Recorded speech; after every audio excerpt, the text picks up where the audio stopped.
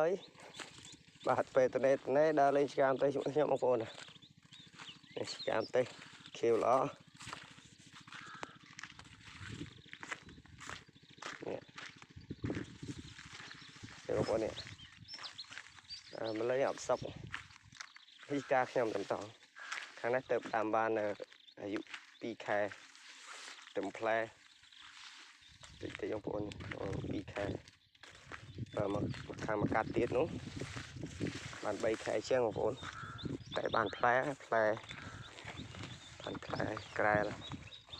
តែតម្លៃអត់សូវល្អបងប្អូននេះហ្នឹង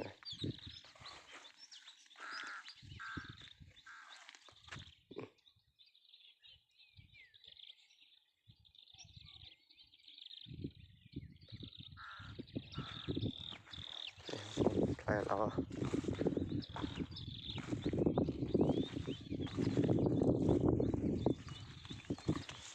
តម្លៃចាប់បដ ாய்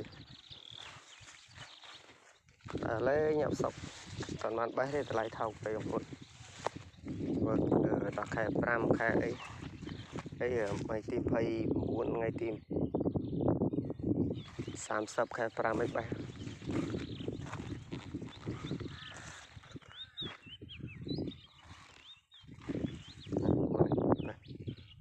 ផ្លែស្អីស្កា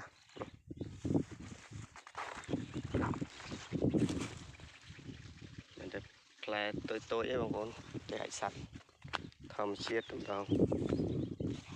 មិននិយាយថាធម្មជាតិមកតែដីដល់បងប្អូនដីប្រភេទនេះគឺដីខ្មៅដីល្បាយបងប្អូនដាំល្អ